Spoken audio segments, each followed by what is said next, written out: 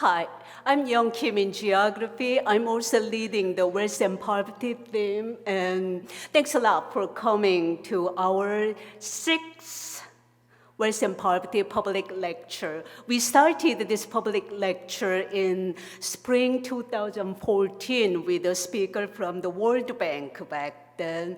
Then over the years, we've been able to bring in number of leading scholars on poverty and inequality in the US and around the world. So before we introduce our speaker, today's speaker, let me briefly talk about the wealth and poverty theme. And this is about the poverty and inequality, as I said before, in the US and around the world. So those who are interested in the wealth and poverty theme, please go check out our website, the Wealth and Poverty, and we even have our Facebook launched this semester, so go check out those websites here. And then particularly undergraduate students, if you are interested in pursuing the Wealth and Poverty certificate, in addition to your major, please pick up this sheet. That's the Wealth and Poverty certificate, and it lists the number of courses that are being offered in the spring semester. And I will let Dr. Matt Layton introduce today's speaker. Thank you.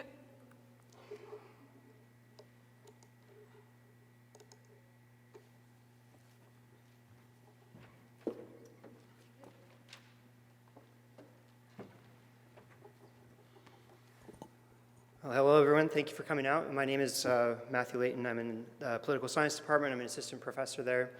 And it's my privilege to introduce today's speaker, Larry Bartels, who I first met as a graduate student at Vanderbilt University. And I'm grateful that he's accepted our invitation to come here today. Gives me the chance to publicly thank him for his assistance while as a graduate student.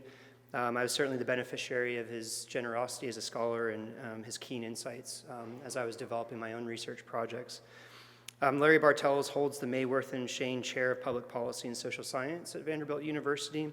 He's also a fellow of the American Academy of Political and Social Science and a member of the American Academy of Arts and Sciences and the National Academy of Sciences. So he's certainly a scholar whose work has been recognized by his peers as being at the forefront of political science in these last many years. And in fact, speaking of years, this year he's had a very productive year, including the publication of two books, the first of which was Democracy for Realists, and the second was the second edition of his book, Unequal Democracy, which will be the subject of his talk for us today.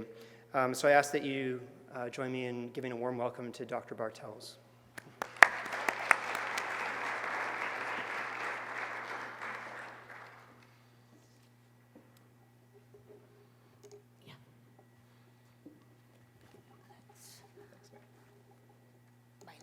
Is from Toshiba. Thanks for that, and thank you all for coming. It's a great pleasure for me to be here. I haven't been in Athens before. You put on beautiful autumn weather for me. The title of the talk, as Professor Layton mentioned, is the title of... Oh. I want to make the slides go forward. There we go. Is the title of a book that was published 8 years ago now called Unequal Democracy, but I'm not going to tell you about an 8-year-old project. I'm going to tell you about a just published book, which is also called Unequal Democracy. Includes a lot of the same issues and material from the first edition of the book, but also devotes a fair amount of space, and I will in my talk today as well, to developments in the intervening years, not only in the academy, where there's been a big upturn of interest in the issues of inequality and their political implications, but also out there in the real world. When the first edition of the book was published, I didn't imagine that we would have the greatest financial crisis in the last 70 or 80 years, have the election of the first African-American president, the rise of popular movements addressing the issue of inequality from a variety of directions, and so on. And so I'm going to try and talk about all of those things as well. And indeed, some of the figures that I'm going to present today were updated this week. So not only is the book new, but I have some material here that wasn't in the book, but is based on the most recent economic statistics. Here's a kind of general summary of what's happened to the economy of the US over the last century or so. Some of you may have seen versions of this picture in the press or in course materials for courses that you've taken. This is a tabulation based on income tax returns data of the share of income in the US over the last century, going to the green line is the top 5% of Americans, and the gold line is the top 1% of Americans. And so you can see the general trend over the last 30 or 40 years has been sharply upward. Inequality has increased. Those groups have nabbed a much greater share of the overall pie economically than they had in the middle part of the 20th century. And we've now reached or even exceeded the levels of inequality that existed in the Roaring 20s, which was the last kind of great period of historical economic inequality in the US. One other thing to notice in this picture, the top 5% and the top 1%, the band between those two lines is showing you how much of the income is going to the people between the 95th and the 99th percentile, so the wealthy but not the very most wealthy. And you can see that those two lines are running in parallel, which means that the proportion of income going to those people in the next to richest group has actually been pretty stable over this entire period. And the big run-up that we've seen in inequality over the last 30, 40 years is really heavily concentrated in the top 1%. And indeed, if you saw the picture of the top half of 1% or the top 1/10 of 1%, you'd see that the increase is even faster in those groups. So we've had a big increase in inequality and a concentration of income gains at the very top of the distribution. And as I said, that's quite a break from the experience of the middle part of the 20th century in the US. And so here's a kind of picture of what that looks like, looking at the rate of real income growth for people in different parts of the income distribution, ranging from the 20th percentile on the left, so those are kind of working poor families, to middle income families at the 40th and 60th percentile, to wealthy family or affluent families at the 80th percentile, to even more affluent families at the 95th percentile. And you can see that in the period immediately following World War II, the real incomes of people at all those different levels of American society roughly doubled. So there was a great deal of economic growth and fairly widely distributed economic growth, at least in proportional terms.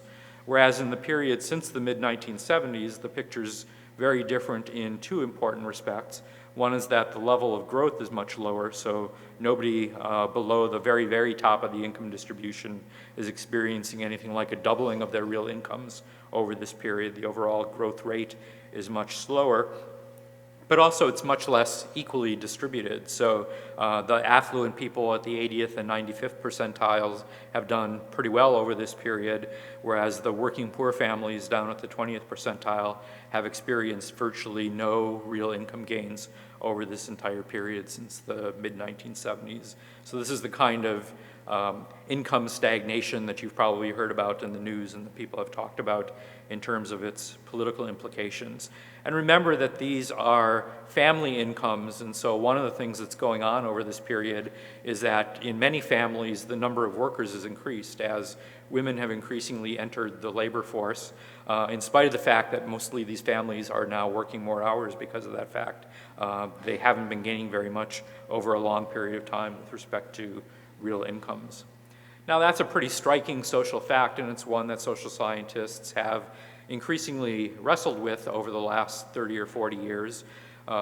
Most of the work still, and much of it for the first part of that period, was done by economists, since this is basically an economic phenomenon. Economists were the first people to get in there and try and study it in detail. And not surprisingly, what they focused on were economic explanations. And so there's a lot of work that looks at globalization and technological change and change in the demographic characteristics of the labor force and in education, all of which contribute in part to this trend. And so I don't want to deny for a moment that these economic shifts are an important part of the story, the explanation for these economic changes that I'm pointing to here. But what hadn't gotten a lot of attention for the first 20 years of this phenomenon, but has increasingly received attention from social scientists in the last decade or two, are the political causes of these economic changes. Economists like to think in terms of markets and market forces and make it all sound kind of abstract, that the nature of the market has changed and this is the consequence of it.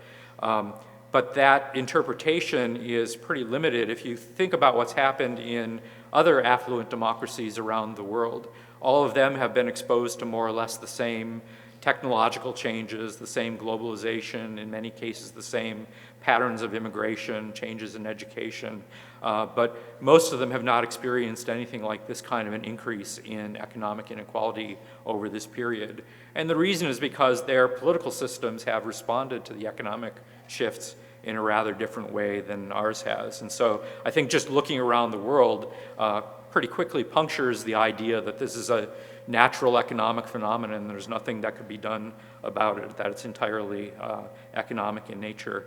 I think the same thing happens if you look within the United States at our experience under different kinds of presidents with different kinds of political programs and ideologies. So here's just a comparison of what's happened in the American economy under Democratic and Republican presidents since the end of World War II. I'm looking here at three important economic indicators.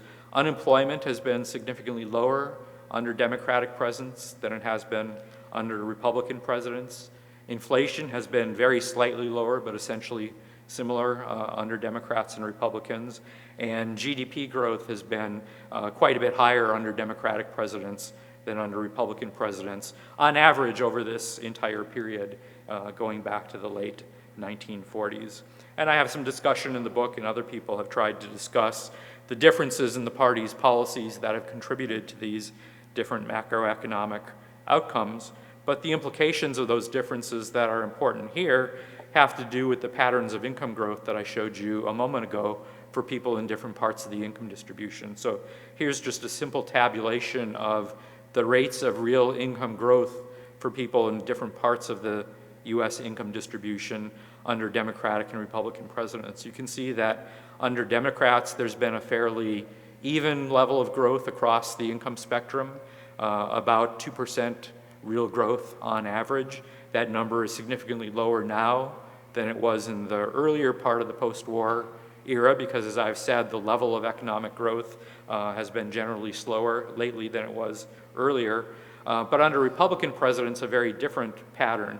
People at the top, the most affluent families, have done rather well under Democratic or Republican presidents. It doesn't seem to matter much from the point of view of their economic fortunes, which party holds the White House. But for middle-income families, there's a huge difference in how they fared under Democratic presidents and Republican presidents. And then for these working poor families at the bottom of the income distribution, you can see just a huge disparity in their income experience under Democrats and Republicans, about 10 times as much real income growth on average under Democratic presidents as under Republican presidents. And so I think this picture, again, underlines the extent to which these economic trends that we've seen really reflect in significant part political choices and policy-making differences between different parties and different kinds of political leaders. So part of what my book is about is to try and understand those economic consequences of policies and political choices, but also I want to talk a little bit about the reverse side of this relationship, that is the political implications of economic inequality. So both the way politics influences economics and the way economics influences politics. But first, the former. Here's a kind of summary of the implications of those partisan differences in policy based on a kind of unrealistic assumption, but I think it's helpful for the point of view of fixing in your mind the magnitudes of these differences. The dotted black line in the center here shows the actual level of inequality and how it's changed over time. Looking here at the ratio of incomes at the 80th percentile of the income distribution to the 20th percentile. So this isn't about the overall rate of economic growth, but about the relative rates of growth for affluent people and poor people. And you can see that that ratio has increased from about 3-to-1 in the immediate post-war period to about 4-to-1 in the recent period. The blue line is the projected ratio of incomes under the pattern that we've observed under Democratic presidents. So the idea here is, imagine what would have happened if we'd had Democratic presidents and Democratic policies through this entire period. And you see the implication is that in spite of all of the big economic changes and changes in technology and globalization and everything else, the rate of inequality probably would have remained essentially stable or maybe even decreased a little bit based on the pattern that we've observed under Democratic presidents, whereas under Republican presidents, the rate of increase in economic inequality would have been a great deal faster and higher than it actually has been. So when you're getting up of ratios of 5.5 and 6-to-1, those are levels of inequality that would be counted as very unequal societies, even by the standards of Latin America, Professor Leighton. And those numbers underestimate in some ways the impact of the party's policies on actual incomes, because these tabulations are based on the incomes that people earn in the marketplace, and they include government benefits that come in the form of direct cash payments, but they don't reflect a lot of in-kind government benefits. So for example, if people get food stamps, that's not counted in their income under this definition.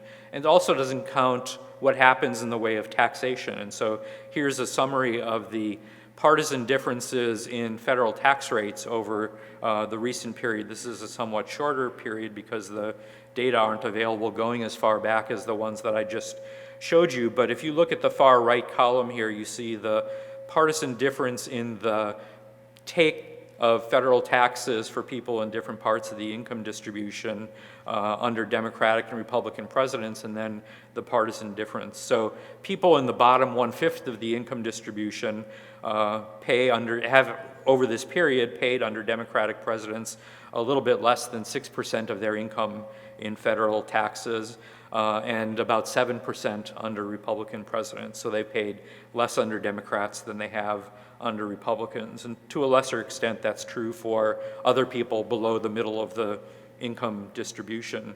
But then if you get up toward the top of the distribution, you see that these people are paying more under Democrats on average than they are under Republicans. People in that band between the 95th and the 99th percentile that I talked about in the first figure are paying about 1.5% more of their income under Democratic presidents than they are under Republicans. And people in the very top 1% are paying almost 4% more of their income in taxes under Democratic presidents than they are under Republicans. So the distribution of market incomes is different under Democratic and Republican presidents and more unequal under Republicans. And then the impact of the tax system is also different under Republicans and Democrats, with Democrats generally taxing people at the bottom less than people at the top of the distribution quite a bit more. So there are those important partisan differences. Then we had the election of Barack Obama. Obama was elected under dramatic political circumstances in the midst of the Wall Street meltdown.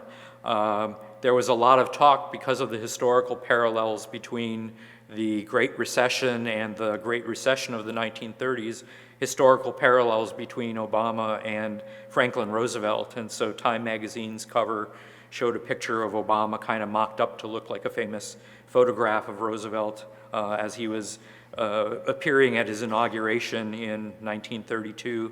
And there was a lot of talk about the extent to which the 2008 election, or Obama's candidacy specifically, was a harbinger of some major change in the American political system. A lot of liberal pundits wrote about a big shift in terms of Americans' political preferences to the left and suggested that as the Great Recession wore on, people would move even further to the left, and that Obama's election was somehow indicative of that.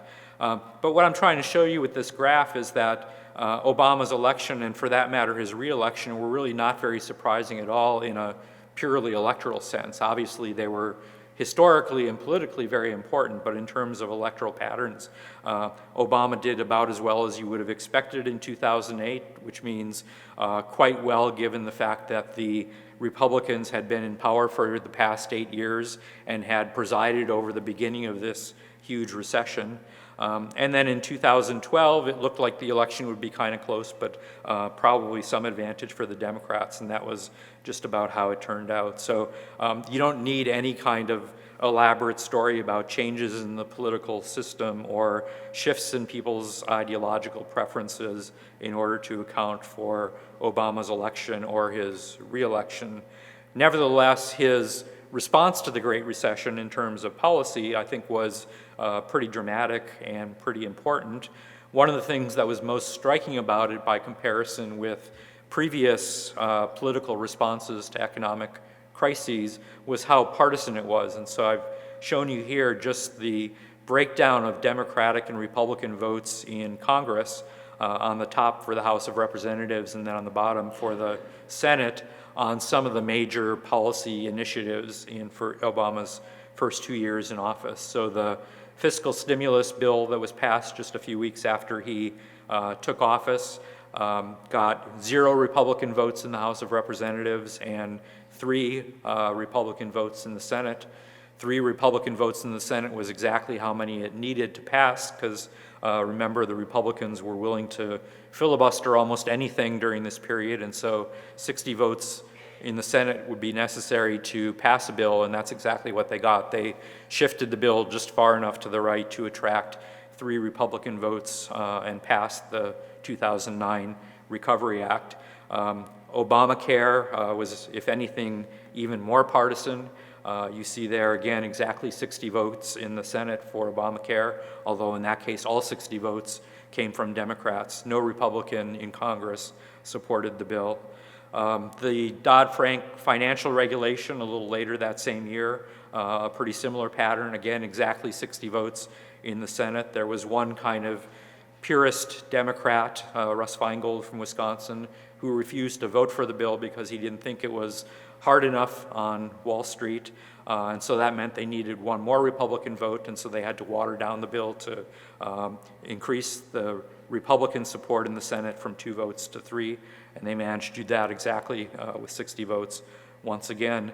And then the immigration reform of 2010, the so-called DREAM Act, is an example of an issue where the partisan patterns in Congress were again quite strong, a lot of party line voting, but in this case you can see that there were not 60 votes in the Senate for it, in spite of the fact that there was a big overall margin of support in both the House and the Senate in favor of the bill. It failed because they couldn't get to 60 votes, in this case because they lost some Democrats in larger numbers than on most of these other bills, but also because they couldn't attract more Republican support. And increasingly over the course of the second half of Obama's first term and then in his second term, things that he wanted to accomplish didn't get accomplished because of this pattern of partisan gridlock, and immigration reform is just one instance of that. But the important thing to note is that the things that did get done got done very much along party lines. And that reflects more generally a big disparity in what we've seen in the way of partisan voting patterns between Democrats and Republicans in Congress over a fairly long period of time now. Here's a summary from the 2-year period from 2011 to 2013. And what I'm showing you here is the relationship between the voting behavior of members of Congress. So the vertical dimension here is a kind of summary of their roll call votes across all the votes that occurred in Congress over this 2-year period, with the most conservative representatives at the top of the picture and the most liberal representatives at the bottom of the picture.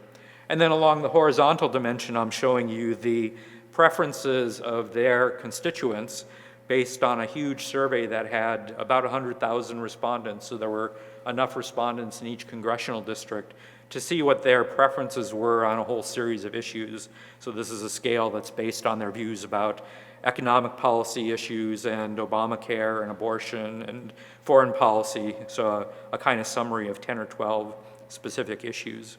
And you can see there's some relationship here, that the more liberal districts on the left tend to have more liberal representatives, and the more conservative districts on the right tend to have more conservative representatives. But the slopes of those relationships within each party are pretty modest. So there's some difference in expected behavior between a Democrat representing a very liberal district and a Democrat representing a moderate or more conservative district. But that difference is quite small in magnitude by comparison with the difference in expected behavior between a Democrat and a Republican who are representing essentially politically identical moderate districts. So the difference between the parties is really quite a lot larger now in terms of their legislative behavior than the difference within the parties. And that's a point that I want to come back to later, because I think it says something important about representation and about the extent to which elected officials are constrained to reflect the preferences of their constituents. The answer that this picture suggests to me is not very much. If they're Democrats and they think liberal policies are a good thing, they're mostly going to support liberal policies. If they're Republicans and they think conservative policies are a good thing, they're mostly going to support conservative policies, not entirely regardless of their constituents' views, but largely regardless of their constituents' views.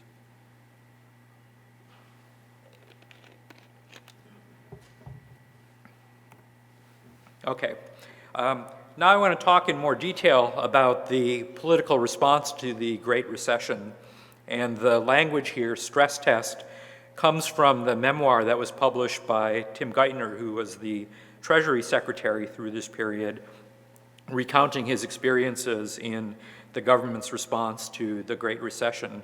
And one of the issues that I want to raise is how those policies were tailored and why they were tailored the way they were. This cartoon may not be very legible to you, but it's called the Rescue Plan. And what it shows is all the surrounding buildings burning to the ground while the firemen are concentrating on putting out the fire at the bank. This was a kind of common criticism of the policy response to the Great Recession, which spent a lot of time dealing with the problems of banks since their solvency and pumping resources into banks with the idea that that was the way to staunch the bleeding in the broader economy. And this is from a press report. We're now less than a year into the Obama administration, and some enterprising reporter from the Associated Press got a hold of Geithner's logs. If you're a public official, you have to keep careful track of who you're talking to and who you meet with and stuff. And so this is a report based on the first 7 months of Geithner's tenure as Treasury Secretary, and it showed that he was in contact 80 times with Lloyd Blankfein, who was the CEO of Goldman Sachs, Jamie Dimon from JP Morgan, Richard Parsons from Citigroup, Vikram Panda, and so on. So the idea here is that he's spending a lot of time in this crisis policy making period talking to these guys who are in charge of the big banks who were being bailed out by the Obama administration.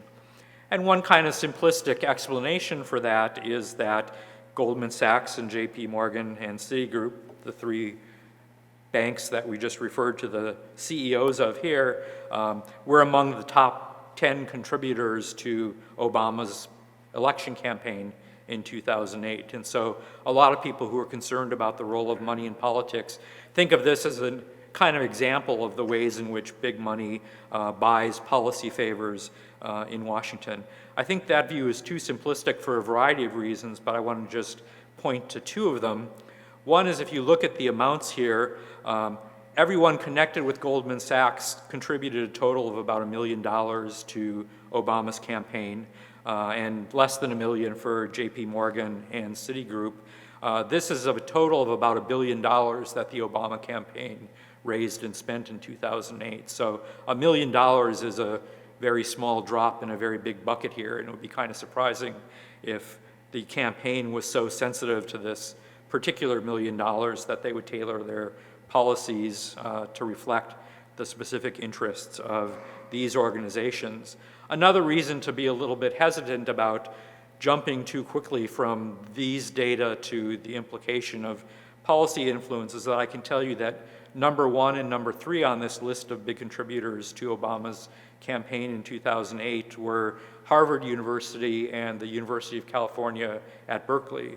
Now, nobody thinks that they were on the Treasury Secretary's speed dial because the various employees of the UC Berkeley system donated more than $1 million to the Obama campaign. So I think this is a kind of oversimplified way of thinking about why policy looked the way it does. But a somewhat more plausible explanation, at least in my view, came from the economist Simon Johnson, who wrote a blog post in response to this news report and said, the phone calls are not mostly to the largest banks. Some of the biggest banks are hardly represented, like Wells Fargo. It's not the most troubled banks, like Bank of America, and it's not even investment banker types who were central to the most stressed markets. For example, Morgan Stanley wasn't really vulnerable to those kinds of stresses.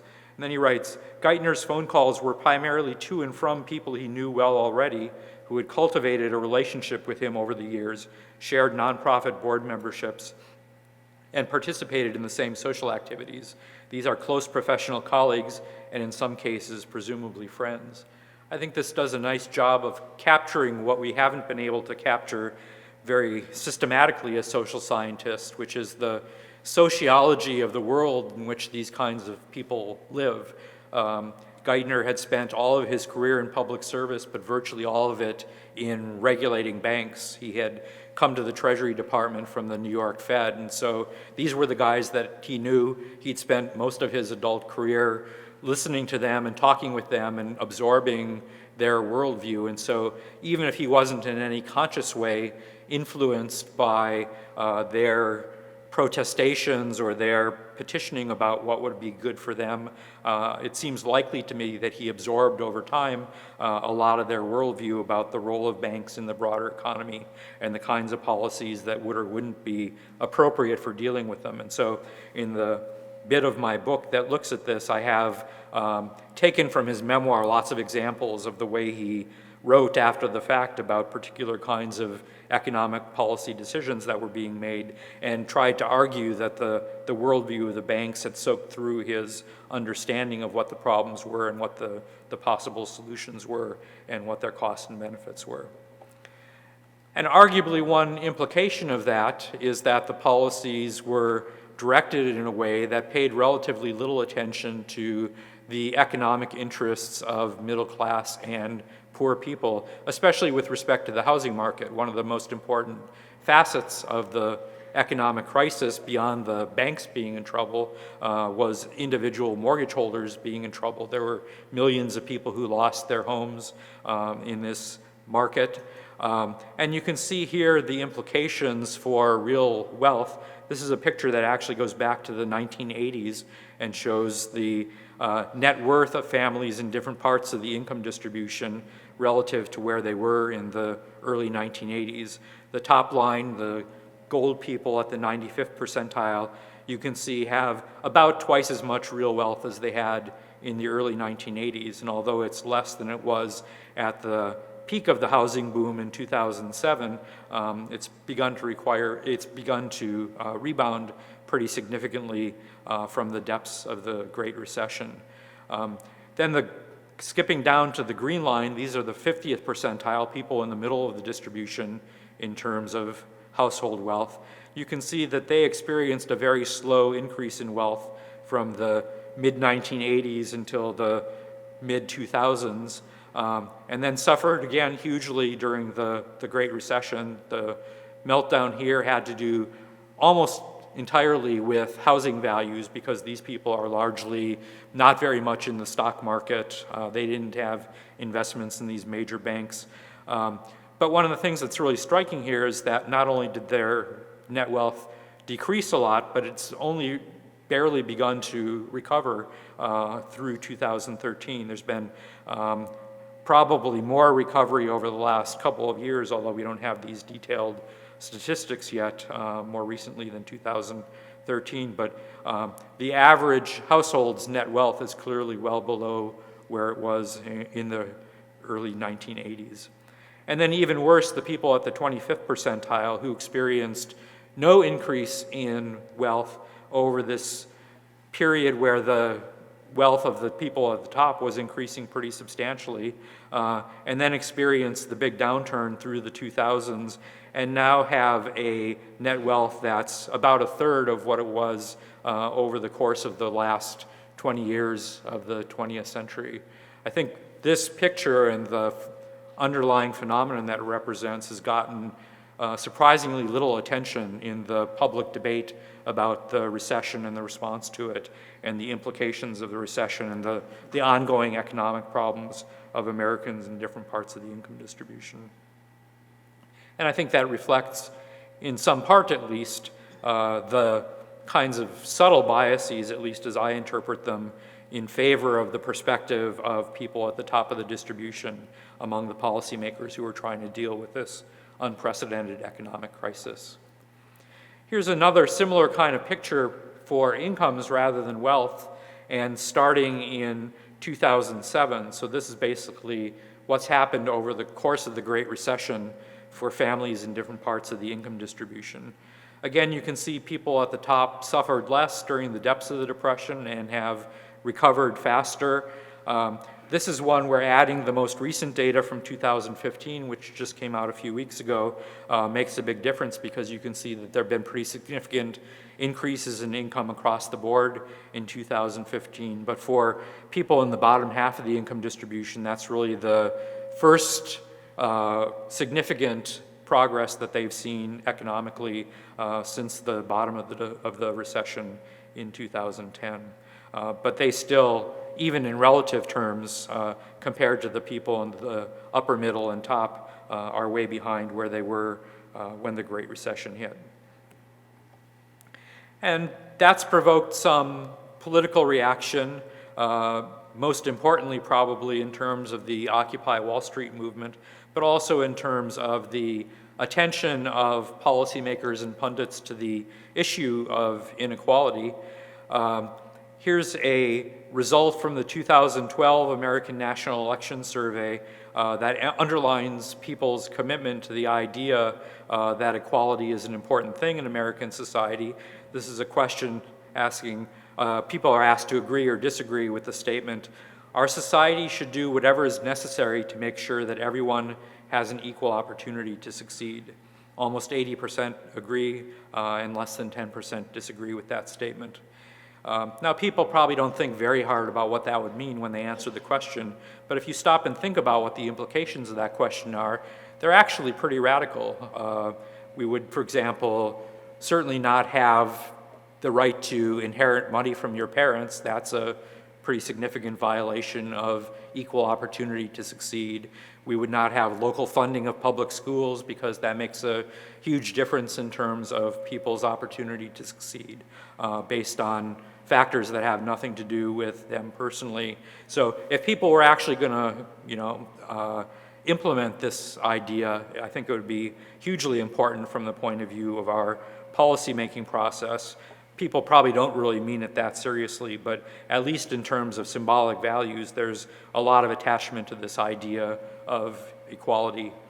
Now, you might think that that's a kind of response to the rise of the Occupy Wall Street movement and the talk about the 1% and the kind of mobilization of opposition to economic inequality, except for the fact that this same question has been included in these surveys over a long period of time. And so here's the trend in responses to that question going back to the early 1980s. And you can see that it's almost entirely flat, including on the far right in the most recent years, when you would have expected the president's rhetoric and the activities of the Occupy Wall Street movement and the 2012 campaign to have mobilized people in support of this idea of equality.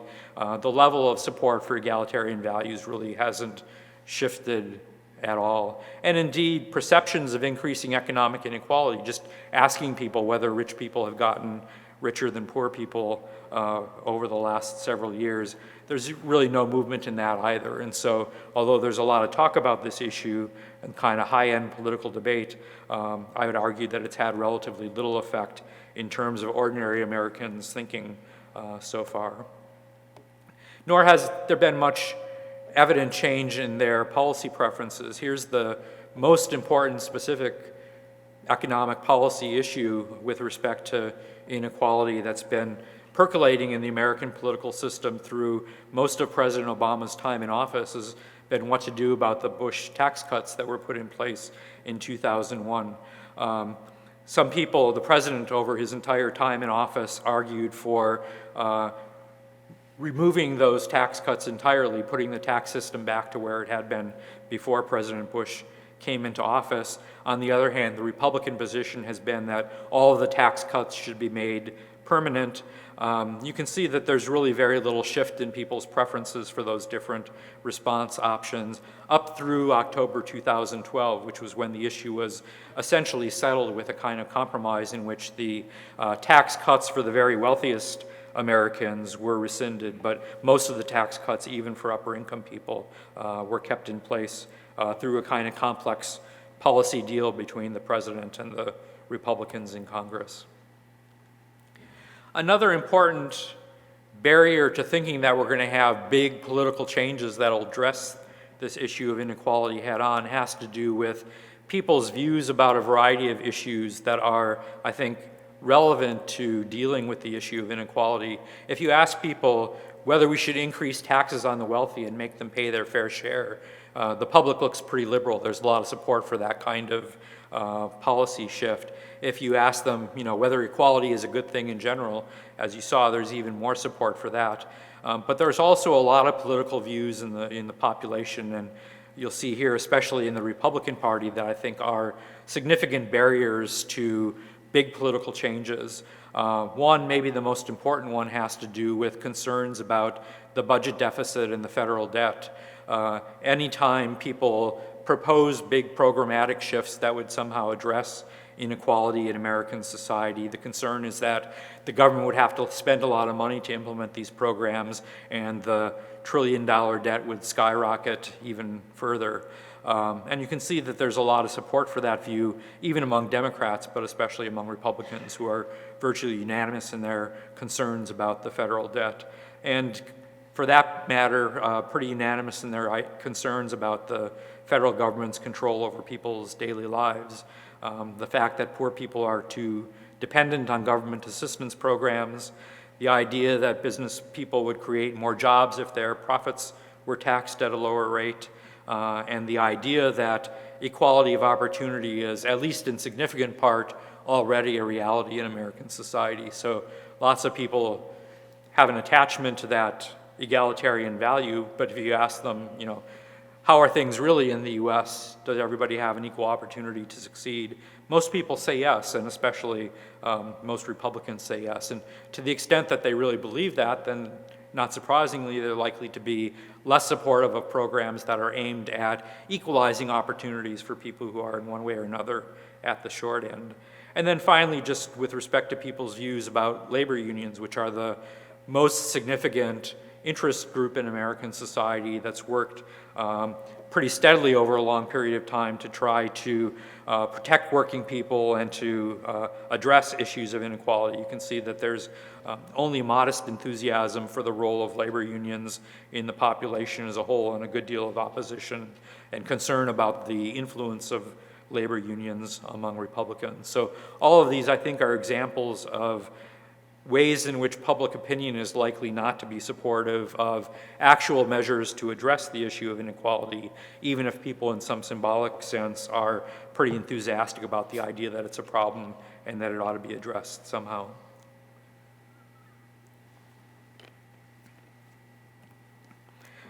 Again, a lot of this depends on partisanship. We see here a lot of partisanship in terms of distinctions among ordinary citizens' views, looking at Democrats and Republicans, but if anything, an even sharper distinction among Republicans and Democrats at the elite level, as I showed you. And that raises, again, for me, the question of political inequality and whose views actually are being reflected in the policymaking process. As I said, one interpretation of this picture is that there's some responsiveness to public opinion, although much of what policymakers are doing seems to be a function of their own partisan ideologies and what they think is good for the country, regardless of their citizens' views. But it's a standard idea in democracy that elected officials ought to be responsive to the views of ordinary citizens. And as Robert Dahl put it in this quotation, continued responsiveness of the government to the preferences of its citizens considered as political equals. There's been a lot of focus on economic inequality and a lot of measurement of economic inequality, some of those charts that I showed you going back through the entire 20th century. Some economic historians have now developed time series of economic inequality going even further back in American history and European history. But kind of surprisingly, I think we know much less quantitatively, systematically about political inequality because it's much harder to measure. We can measure relatively straightforward things like whether people have the right to vote and whether they actually exercise the right to vote, but there isn't any automatic translation of a right to vote into continued responsiveness to the preferences of these people. This is a very hard thing to measure, and social scientists have really, I think, only in the last 20 years or so tried seriously to measure political inequality directly. And so part of what I do in my book is to try to measure responsiveness of members of Congress to the preferences of their income, to their constituents in different income groups. So going back to this picture, you have some sense of how I relate the behavior of members of Congress to the preferences of their constituents by looking at what people in the district want.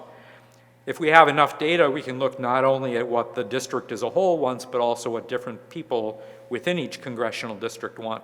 And so what I've done is to divide the people in each district up into the bottom third of the income distribution, the middle third, and the upper third, and to look to see basically what this slope looks like with each of those groups considered separately as a possible influence on the elected officials' behavior.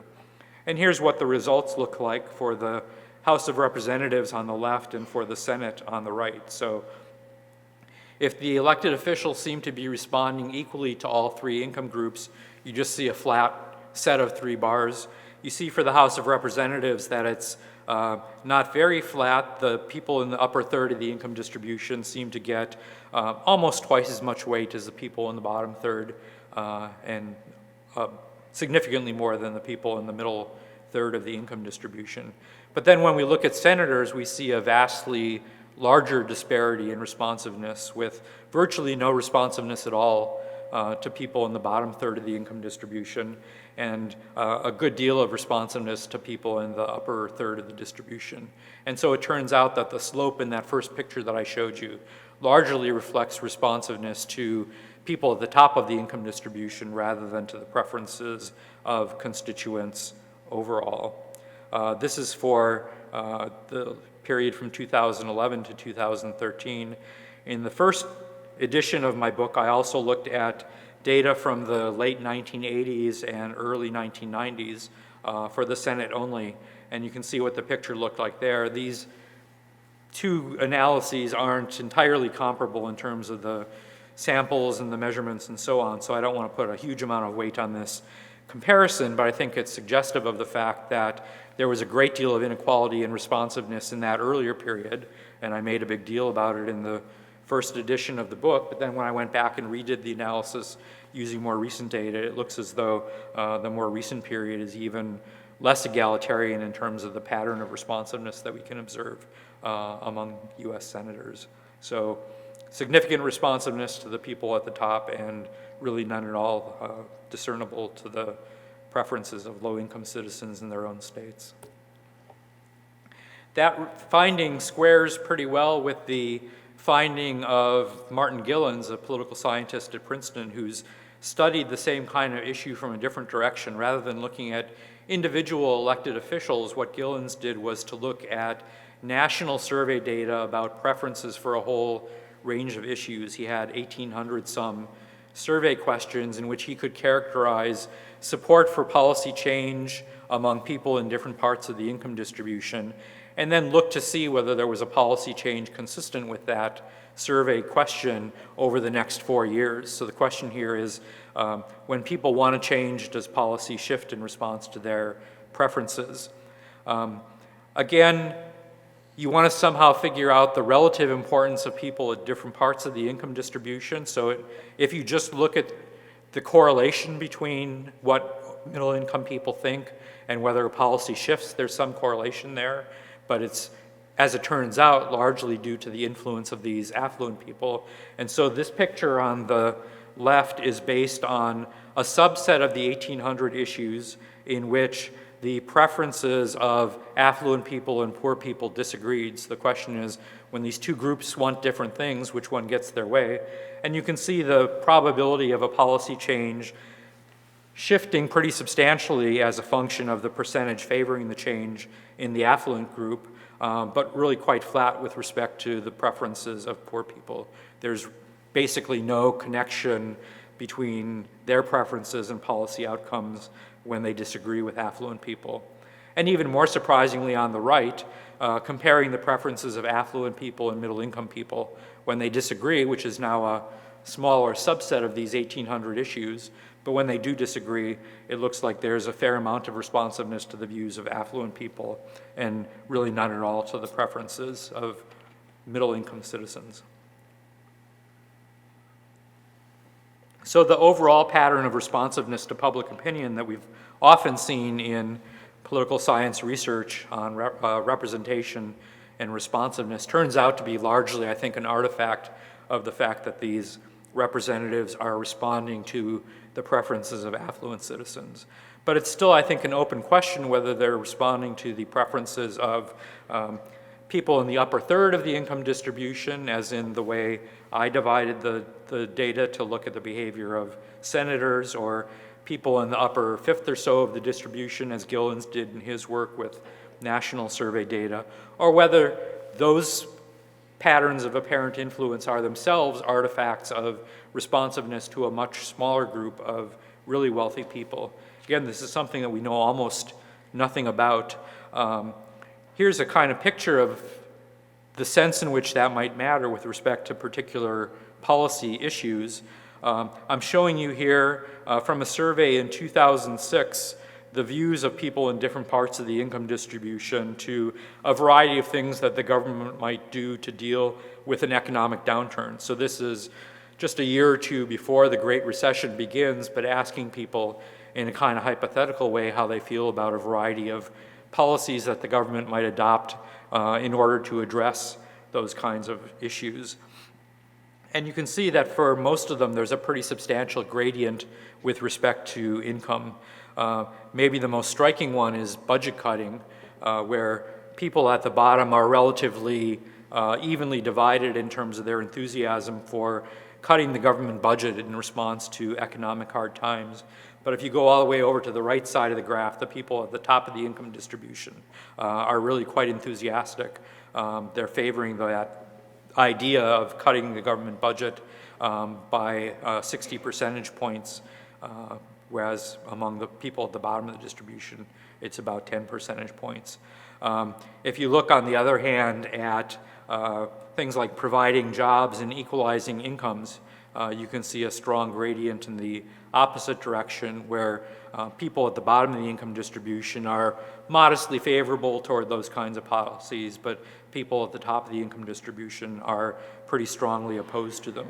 And so if you're making policy in response to an economic crisis, to the extent that you're responsive to the views of these people on the right side of the graph, rather than to the people in the middle or on the left side of the graph, you may gravitate toward very different policies. And indeed, this might be a partial explanation for the extent to which the government was hesitant to engage in things like stimulus spending and increased provision of jobs in response to the Great Recession, and focused so much, especially after the first couple of years of Obama's administration, on bringing the debt under control and trying to keep government programs in check.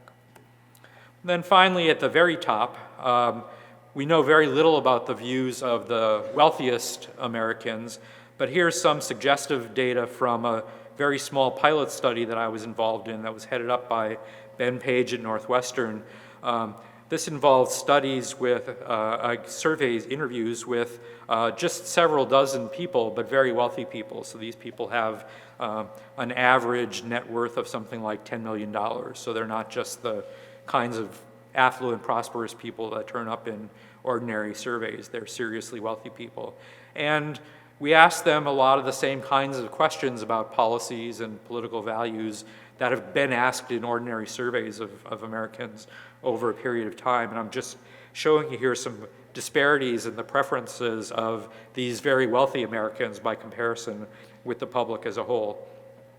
On spending for public schools, hugely popular with the public, and only about a third of wealthy people support spending whatever is necessary to ensure really good public schools. Almost 80% of Americans favor raising the minimum wage to keep full-time workers out of poverty. Less than half of the wealthy support that.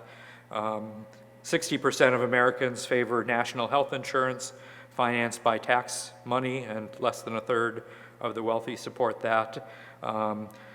Only about a quarter of Americans favor cutting Medicare and education and highways in order to bring the federal budget deficit under control, but almost 60% of the wealthy favor that. So you can see, again, to the extent that the political system is responsive to the distinctive views of these wealthy people, it's likely to do rather different things than it would if it was responsive to the views of ordinary Americans.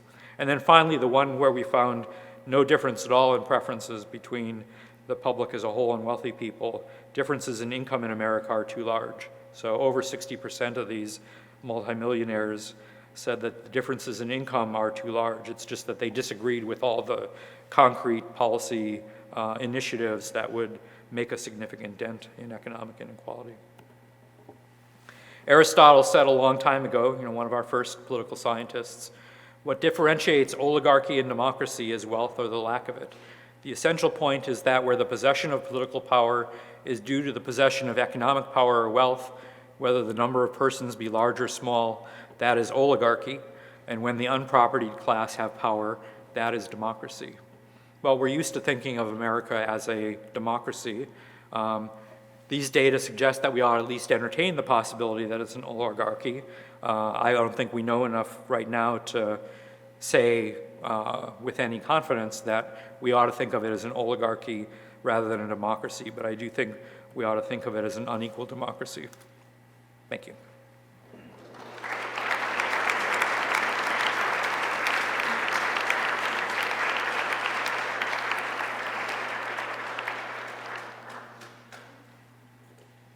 Do we have time for questions? Questions, comments, complaints?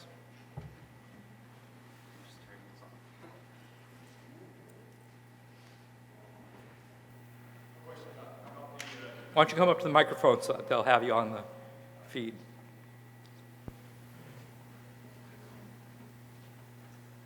I was wondering if you'd speak to the difference in the representation between the House and the Senate, and what's causing that. Does it have to do with length of time in office or anything like that? Yeah, the difference between the House and the Senate. I have to say I don't really know. I was surprised by the magnitude of this difference. As far as I know, nobody else has looked at the House in this way, and so it may be that there's just some peculiarity with the particular data that I'm analyzing here that accounts for it. On the other hand, I think it's worth entertaining the possibility that senators are different because they represent larger areas. They're more likely to have some really wealthy people among their constituents. And importantly, they need more money to run their campaigns. And so insofar as the influence of wealth operates through the contributions of affluent people to political campaigns, it may be that they need to spend more time hanging around with those people in order to raise the money they need to get reelected. But that's just a speculation at this point. Hi. So you were talking about earlier how public opinion didn't really much change during the Great Recession or Obama's administration when it came to income inequality. Do you believe that's part of the reason why Occupy Wall Street kind of dissolved the way it did in a relatively quickly way? It's true that Occupy Wall Street had rather little political effect. I don't think it's just because they didn't succeed in changing opinion, because if you look at those opinions, you see that they're already at a pretty high level of support for the kinds of things that Occupy Wall Street was talking about. If you look, for example, at support for taxing the wealthy, which was, insofar as they had any concrete policy proposals at all, that was probably the clearest one. There's a lot of support for that among Americans generally.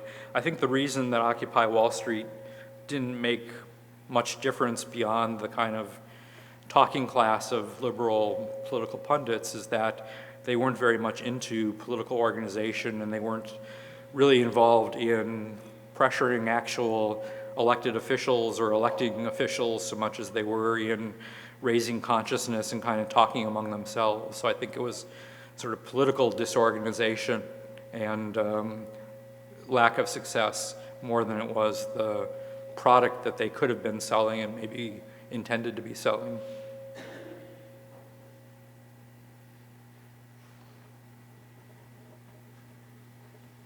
Across your research, you tend to kind of come across the point that Democrats historically have supported the working poor and middle class more often, yet historically speaking, it seems that the working poor and middle class tend to support the Republican candidacies more. Do you have an explanation for that? Is that something you came across during your research? I had a chapter in the original version of the book about the white working class and Thomas Frank and the whole story. Mostly it turns out that it's not true. If you look at the gradient in political support with respect to income, you see pretty consistently that poorer people are more favorable to Democrats and affluent people are more favorable to Republicans. Part of what people are talking about when they talk about the working class is not about concrete economic success or incomes, but rather about kind of social class generally, and the measure that people have often adopted is not an income-based measure, but rather an education-based measure. So they're focusing on people who don't have college degrees rather than people who are literally working class in terms of their economic experience or even in the bottom half of the income distribution. But the other thing is that those kinds of analyses almost always focus entirely on white people. And a lot of their behavior, I think, can be accounted for on the basis of their whiteness rather than on the basis of their working classness. So if you cut the population up in that particular way and focus on the kinds of people who are generally poorer, less educated white people, they have become somewhat more Republican over the last 30 years, but less so than people imagine, and that shift is largely concentrated in the South, and I think has probably more to do with race and general cultural issues than it does with economic issues.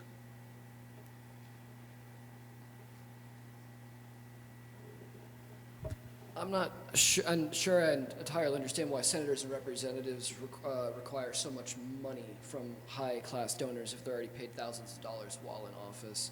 What do they need the money for? Is it just a greed thing? They use the money to run campaign ads attacking their opponents, basically. Most money that's raised in political campaigns is spent on television advertising. A lot of these guys, especially in the House of Representatives, are pretty safe. They come from districts that are pretty one-sided in the picture that I had here. So, you know, these people off on the left part of the picture are unlikely to be challenged by strong Republican candidates, but they still like to have a lot of money so that if a challenger does come along, they can bombard them with negative advertising. And similarly for the people on the far right of the picture, that's what most of the money gets spent on. I should say, by the way, that there's a lot of focus on the campaign finance system and its role in perpetuating unequal political influence. I think there's something important to it, but as I tried to suggest in the example of the banks, I think it's probably a pretty small part of what's going on in terms of the general patterns of influence. Even if you look at money spent on politics, the amount of money that corporations spend lobbying in Washington on specific policy issues is probably 8 or 10 times what they spend on campaign contributions. And so I think it's sensible to be worried about the role of money in politics, but on a broader level than people often are when they focus specifically on patterns of campaign contributions or Citizens United or campaign finance reform as a possible solution. That's right. One thing I'm interested in, well, this is kind of a two-part question, but when it comes to representation and political engagement, I think one of the essentials in a democracy is an informed and engaged electorate. And even in our era of increased communication ability and increased access to information, a lot of people are still seeing politics as a removed sphere from, the civil society, their daily lives. And Washington is painted as this removed area from the public sphere, and that these Washington men are painted as, very almost different types of people. So what I'm interested in is how does an informed electorate, an engaged electorate play into impacting this engagement and representation to constituencies, or is that something that is just going to always fall along party lines? And to kind of follow up on that, do you think a possible solution might be to engage more locally than nationally? Because there's this interesting inverse where more people will vote in national elections as compared to local elections, but the local elections, they have way more access to their city council members to hold accountable, and those decisions are far more likely to impact their daily lives than anything at a national level. Well, I think national decisions are really important too, but I think the difference that you just pointed to in the end of your question about local versus national is a good indication that it's not the distance of Washington that's really the problem, because people are, if anything, more likely to get interested and engaged in national politics than they are in local politics. That has something to do with, what the media focus on and patterns of political communication.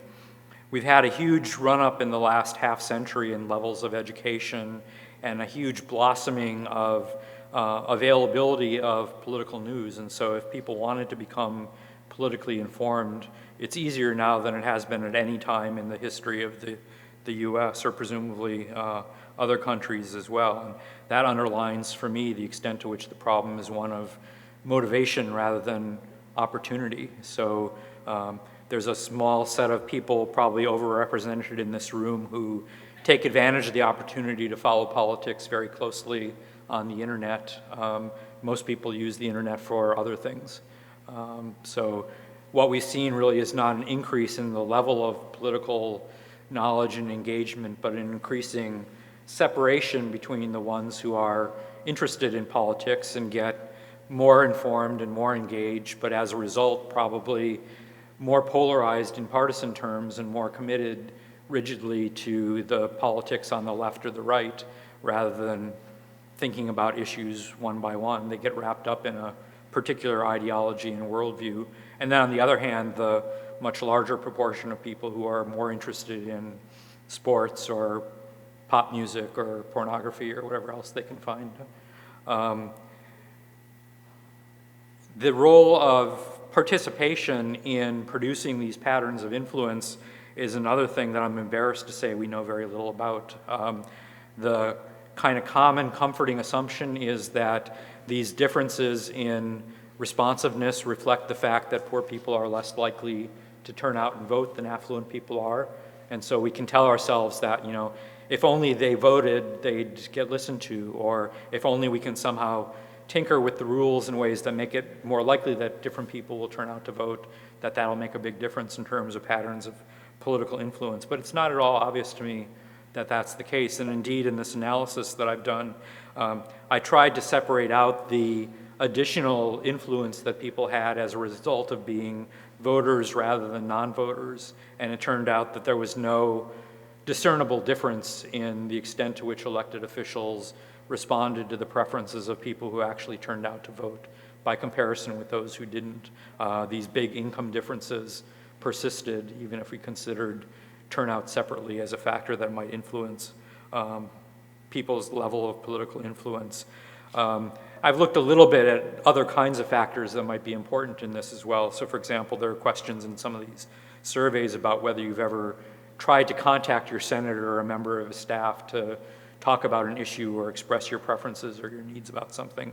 And it looks like people who've done that are, on average, probably more influential than people who haven't. But we don't know very much about that, and my sense is that those differences seem to be pretty small in magnitude relative to the differences on the basis of income groups. And so my guess is that these patterns of influence are less concrete than I show up to vote and express my policy preferences, and therefore my elected officials pay attention to those policy preferences. The other book that somebody mentioned at the beginning that I was involved with that was published this spring, called Democracy for Realists, argues that most people don't think about politics in terms of policy preferences, or at least not fundamentally in terms of policy preferences. And so if that's right, that would help to explain both why people find it difficult to get engaged at that level in spite of our efforts to convince them that as good citizens they should, and maybe help to explain why elected officials don't think about their own relationships with citizens primarily in those terms.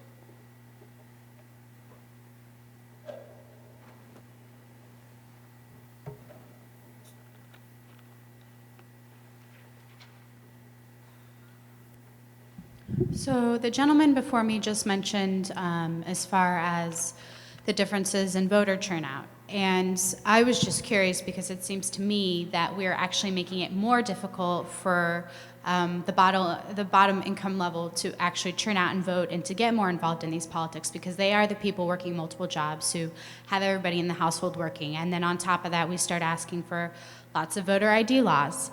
So do you think that our political parties are really even interested in making this change? Is this even a priority for them? Are they aware of this? Are they just perfectly happy representing the top portion of the population because that's how things have always worked? I think there's a partisan difference in thinking about this issue that's probably mostly based on misperception. That is, Democrats are generally pretty enthusiastic about anything that they think will increase turnout because they think it will be good for Democrats. I mean, not only for that reason, but I think that's a significant part of the basis for their support for these kinds of policies. Republicans are less enthusiastic about them, in part because they think that they're going to be bad for Republicans because the people who are mobilized to turn out are going to be disproportionately Democratic voters. I think that's probably true for some specific kinds of changes. If you think about changing voter ID laws, for example, there have been studies that have looked pretty carefully at the kinds of people who are likely to be marginalized by those changes in policy.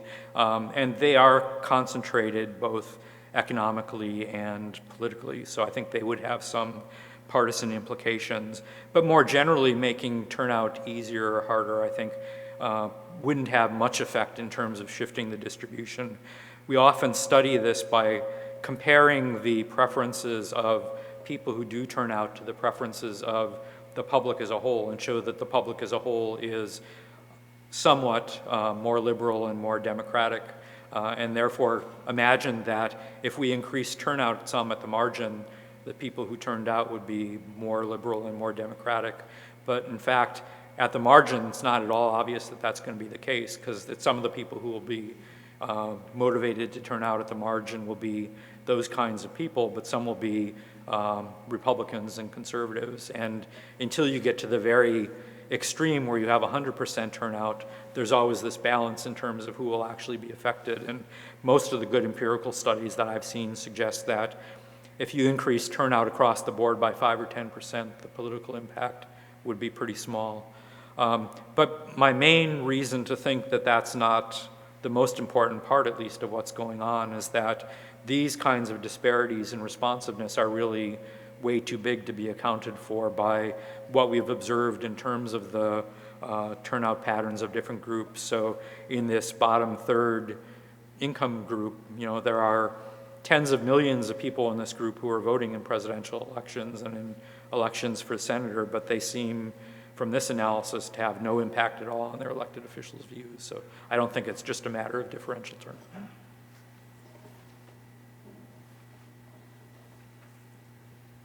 Hello and welcome to Athens. Do you think that campaign finance reform or redistricting reform in especially in like a place like Ohio, which is a very gerrymandered state right now, would have a greater effect on reducing inequality?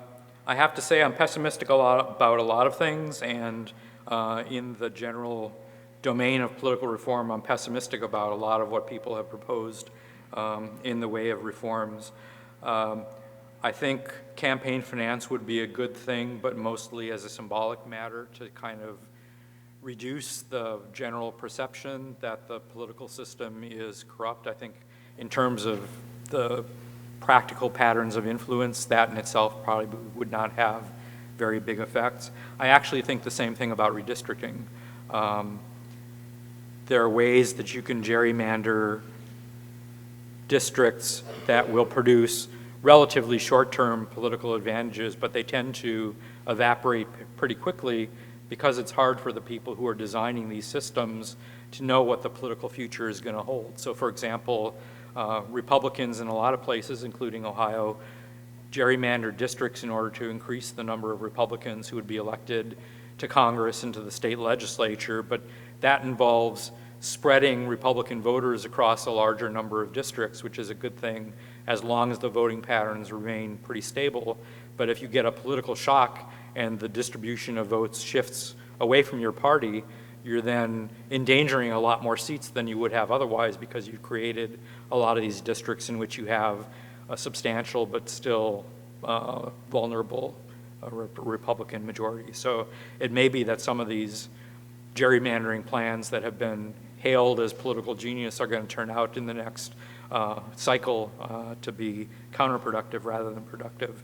But the other thing to say about districting is that a lot of the political imbalances that we observe in districting have not to do with conscious efforts at gerrymandering, although there is some of that, but rather just at the geography of where Americans live. Increasingly, liberal Democrats live in urban areas, and they're heavily concentrated in urban areas, whereas conservative Republicans are spread out more evenly over a larger territory. And so if you just draw nice squares and circles, as many reformers of the districting process would like, you're going to get a lot of very heavily Democratic districts, and you're going to get the same kind of imbalance that we see favoring Republicans in terms of the number of seats they get for a given number of votes. So I think in order to have a system that would be fair in terms of partisan swings and produce the same kind of swing in seats in either direction for a given shift in votes, you'd actually have to have conscious gerrymandering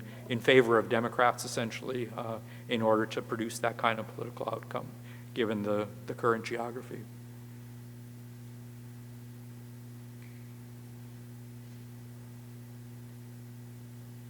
Other questions? Okay, well, thank you.